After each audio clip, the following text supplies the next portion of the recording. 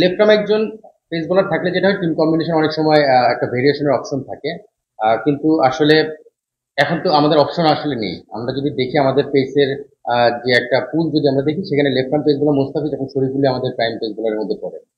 যেহেতু মোস্তাফিজ আমাদের এই ফর্মেটটা খেলে না, সেখানে শরীফুল যেহেতু একটা ইনজুরি কনসার্ন রয়েছে, তো স্বাভাবিকভাবে আমরা করিনি তাকে আর চিন্তা করিনি টেস্টে।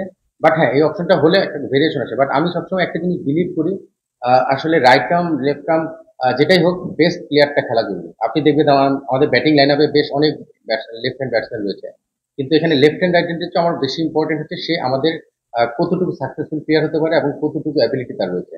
তো সেই জায়গা থেকে কনসিডারেশনে আমাদের রাইট হ্যান্ড বলার যারা বোলিং করবে, আমার বিশ্বাস যে তারাও এটা ডেলিভার করতে পারবে। এটা তো একটা চ্যালেঞ্জ থাকবে, বাট ইন্টারন্যাশনাল প্লেয়ার আমাদের, আপনি যদি টিমটা দেখেন, ম্যাক্সিমাম প্লেয়ার কিন্তু প্রচুর ম্যাচ খেলা এক্সপিরিয়েন্স রয়েছে। সো এই অ্যাডাপ্টটা তারা করে অভ্যস্ত। চ্যালেঞ্জ তো থাকবেই, বাট এনাফ কিনা সেটা বলবো না। এনাফ আসলে পারফরমেন্সের পরে বোঝা যাবে যে আসলে কতটুকু প্রিপারেশন আছে, বাট আমার বিলিভ যে প্লেয়াররা সেটা অ্যাডজাস্ট করে নিতে পারবে। আর পাকিস্তানে যাওয়ার আগে যে লম্বা সময়টা ছিল, আসলে আমাদের টি-20 ফরম্যাট আমরা বেশ অ্যাক্টিভ ছিলাম তখন আমাদের ইন্টারন্যাশনাল ক্যালেন্ডারে। বাট টেস্ট ক্রিকেটে হয়তো আমাদের অ্যাক্টিভিটিস কম ছিল, তখন প্রিপারেশন নেওয়ার সুযোগ ছিল। বাট এই সময়ের মধ্যেও কিন্তু প্লেয়াররা সে নিজেদের প্রিপারেশনটা নিয়ে নিয়েছে জীবনের মাধ্যমে। সো আমার বিশ্বাস যে তারা সেটাকে খুব সুন্দরভাবে হ্যান্ডেল করতে পারবে। আমার তো মনে হয় চমৎকার ব্যালেন্স একটা দল। আপনি যদি দেখেন আমাদের চারজন সিমার রয়েছে, চারজন স্পিনার রয়েছে, ইনক্লুডিং দুইজন অলরাউন্ডার সাকিব এবং মিরাজ। আমি যদি জেনুইন 8জন ব্যাটসম্যানের সঙ্গে ওই যে সাকিব মিরাজ যদি খাই, তাহলে কিন্তু 10জন ব্যাটসম্যান হয়ে যাচ্ছে। তো চারজন স্পিনার, চারজন পেস বোলার, 10জন ব্যাটসম্যান। তো আমাদের মানে ব্যালেন্সের জায়গা থেকেও কিন্তু আমরা কোনো দিকে পিছিয়ে নেই। তো তাদের যেমন আমি বললাম অলরাউন্ডার রয়েছে, আমাদেরও কিন্তু দুজন স্টাবলিশড অলরাউন্ডার রয়েছে। তো সেই জায়গা থেকে আমি মনে করি যে আমাদের টিমে যথেষ্ট ব্যালেন্স, পেস, স্পিন এবং ব্যাটিং ডিপার্টমেন্ট সব দিক থেকে মিলে বেশ ব্যালেন্স একটা দল। যথেষ্ট চ্যালেঞ্জিং হবে, কারণ আপনি আসলে পাকিস্তানে আমরা যদি দলটা দেখি যারা খেলেছে, তাদের থেকে আমরা এক্সপিরিয়েন্স কিন্তু বেশ এগিয়ে ছিলাম। মানে ম্যাচ সংখ্যা যদি দেখি, প্লেয়ার কোয়ালিটি দেখি, তারা কিন্তু বেশ কিছু নতুন প্লেয়ার ছিল। বোলিং লাইন আপটাও যদি দেখি আমরা, তাদের কিন্তু ইন্ডিয়ার সঙ্গে কম্পেয়ার করলে আমি বলবো না যে তাদের সমমানের, বাট তারা রেডি হচ্ছে। সেখানে ইন্ডিয়ান যারা আমরা স্কোয়াডটা যেতে দেখেছি, যথেষ্ট এক্সপিরিয়েন্স দল, মানে ওদের সব প্লেয়াররা রয়েছে যারা টেস্ট খেলে। তো সেই জায়গা থেকে চ্যালেঞ্জটা কিন্তু ডিফারেন্ট থাকবে, সেটা অবশ্যই স্বীকার করতে হবে। আর ইন্ডিয়া ওয়ার্ল্ডের 1 নম্বর দল এখন, তো সেই জায়গা থেকে চ্যালেঞ্জটা তো ডিফারেন্ট হবেই।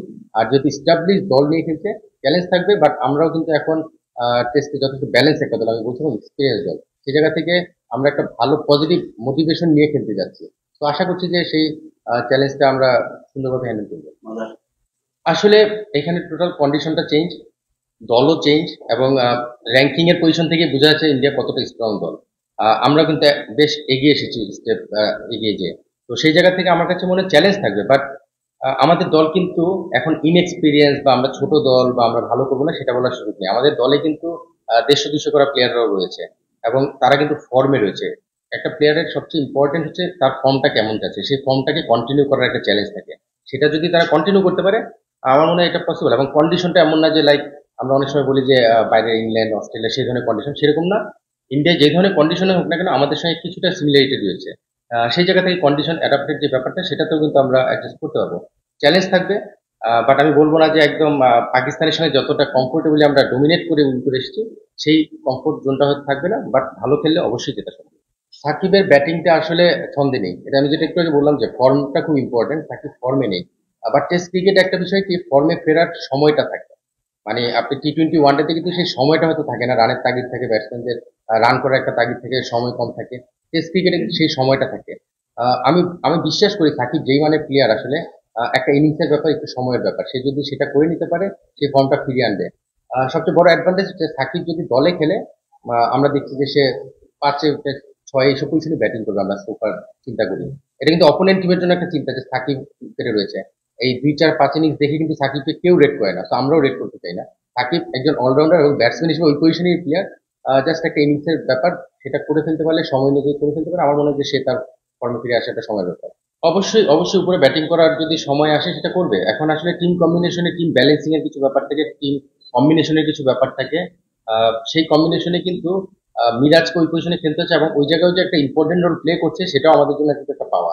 তো উপরে ব্যাটিং যদি দলের প্রয়োজন হয় অবশ্যই করতে পারে, সেটা কিন্তু সে প্রমাণ করেছে। তো মিরাজ তো আমাদের প্ল্যানের মধ্যে সবসময় থাকে। এবং সেটা যদি দলের প্রয়োজনে কখনো উপরে প্রয়োজন হয়, অবশ্যই ব্যাটিং করার অ্যাবিলিটি তার আছে, সেটা প্রমাণ করেছে।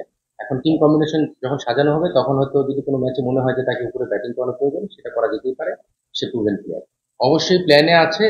আসলে লঙ্গা ভার্সন খুব বেশি এক্সপিরিয়েন্স নেই ইশাদের আসলে। টি-20-তে যেটা হয় 4 ওভার, ওয়ানডেতে 10 ওভার, টেস্টে খেলতে গেলে হয়তো যদি একজন মেইন বোলার হিসেবে খেলে হয়তো 15-20 ওভার করতে হতেই পারে। সেই লোডটা এখনো তাকে আমরা নিতে দেখিনি, কারণ এনসিএল খুব বেশি ম্যাচ খেলার সুযোগ হয়নি, এই ধরনের পরিমাণ বোলিংও তার করা হয়নি। সো আমরা চাচ্ছি যে সে লঙ্গা ভার্সনে ম্যাচ খেলে তারপরে টেস্ট টিমে আসুক, এবং লঙ্গা ভার্সন যখন খেলবে তখন তার জন্য ইজিয়ার হয়ে যাবে। কারণ আসলে 4 ওভার 10 ওভার বোলিং করার 15-20 ওভার এবং ফিল্ডিং রেস্ট্রিকশন থাকে, সবগুলো ব্যাপার রয়েছে। ঋষাদ যদি টিমে চলে আসে এটা কিন্তু একটা বিশাল পাওয়া হবে, কারণ আমরা জানি যে লেগ স্পিনার যে কোনো ফর্মেটে কিন্তু ডেঞ্জারাস হয়ে যেতে পারে। তো ঋষাদ যদি টেস্ট টিমে আমাদের রেডি হয়ে আমরা ইনক্লুড করতে পারি, সেটা অবশ্যই আমাদের জন্য একটা পাওয়া হবে। বাট আমরা তাড়াহুড়া করতে চাচ্ছি না। আমরা সময় নিচ্ছি, তাকে রেডি করে তারপরে আনবো, যেন হুট করে যে একটা চ্যালেঞ্জের মুখে পড়ে আবার নেগেটিভ ইম্প্যাক্ট না পড়ে। তো সেই জায়গাটা আমরা নজর রাখছি। বাট ঋষাদ আমাদের প্ল্যানে রয়েছে, সামনে এনসিএল আছে, সে সেই ফর্মেটটা খেলবে, খেলে তারপর তাকে আমরা দেখবো যে আসলে কি অবস্থা রয়েছে।